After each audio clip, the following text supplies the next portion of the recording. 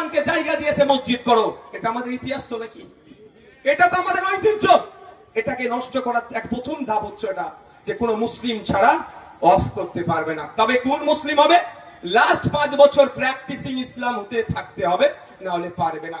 এবার আপনারা বলুন যে প্র্যাকটিসিং ইসলামের ডেফিনিশনটা একবারের জন্য বলে দেয়নি, কি সংজ্ঞা হবে, শুধুমাত্র বলেছে প্র্যাকটিসিং ইসলামের বাইরে নয়।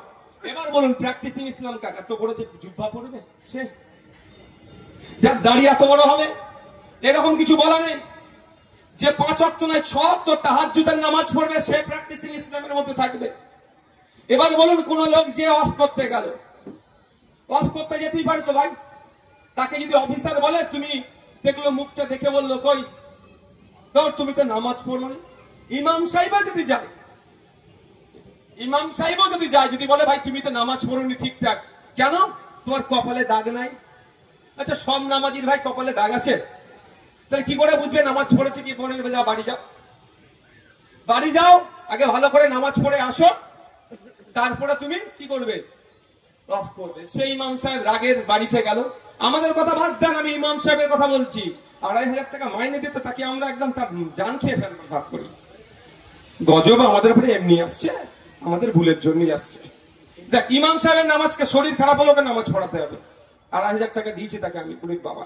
যাক, তো ইমাম সাহেব বাড়িতে গেল, রাগে কপালে কিছু দিয়ে দাগ টাক করে, কপালে দাগ করে আবার পরের সপ্তাহে এসেছে, আমার কপালে দাগ, আমি নিয়মিত নামাজ পড়ি, তো আমি দান করব। যদি অফিসার বলে এবারে 29টা রোজা গেল, আপনি 4টে ছেড়ে দিয়েছেন, 25টা রেখেছেন, ঠিকঠাক মুসলমান আপনি নয়, আবার 5 বছর পরে রোজা রেখে আসবেন, কিছু করতে পারবেন? পৃথিবীতে কোনো মেশিন আছে আমার গায়ে লাগিয়ে বলতে পারবে রোজা রেখেছি কি রাখিনি, কটা রোজা রেখেছিল বলতে পারবে? তাহলে আমি যে অফ নতুন ভাবে করতে যাব, তাহলে আমার সাথে বৈষম্য হচ্ছে। সংবিধানের 15 নম্বর আর্টিকেল কি বলছে? এটা শুধু মুসলমানদের উপর আঘাত দেওয়া হচ্ছে না, জাত ধর্ম বর্ণ লিঙ্গ ইভেন জন্মস্থানের পার্থক্য নিয়ে কারো সাথে বৈষম্য করা যাবে না।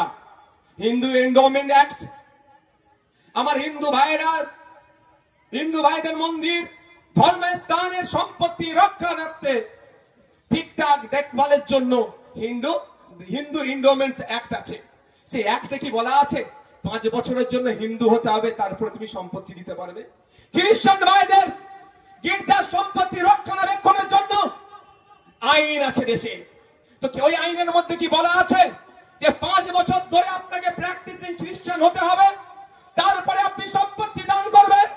পার্সি ভাইদের সম্পত্তির ধর্মীয় সম্পত্তি রক্ষণাবেক্ষণের জন্য আইন আছে, সেই আইনের মধ্যে কোনো জায়গায় বলা নাই।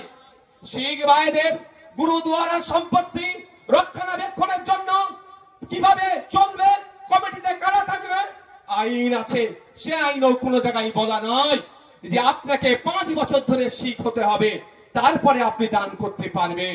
যদি কোনো ধর্মের জন্য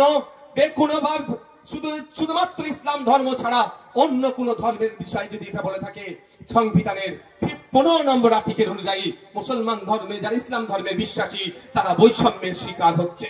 তাই আজকে আমরা এই ধর্মমঞ্চ থেকে দাঁড়িয়ে দেশের প্রধানমন্ত্রীকে বলতে চাই, আপনি হয়তো সংখ্যার জোর দেখিয়ে আপনি পার্লামেন্টের উভয় কক্ষ থেকে বিল পাস করিয়ে নিয়ে আইনে পরিণত করতে চাইলেও আমাদের দেশের সর্বোচ্চ বিচার ব্যবস্থা সুপ্রিম কোর্টে আমরা মামলা করেছি, আমরা আইনের মাধ্যমে আপনার ওই সংখ্যার ভারীকে আমরা পেনের খোঁচায় আমরা দুর্বল করব।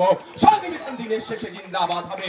সংবিধানের 15 নম্বর আর্টিকেলকে কোনোভাবে আমাদের বিশ্বাস আস্থা দেশের সর্বোচ্চ বিচারালয়ের প্রতি যে 15 নম্বর আর্টিকেলকে কোনোভাবে ভায়োলেট হতে দেবে না। এখানে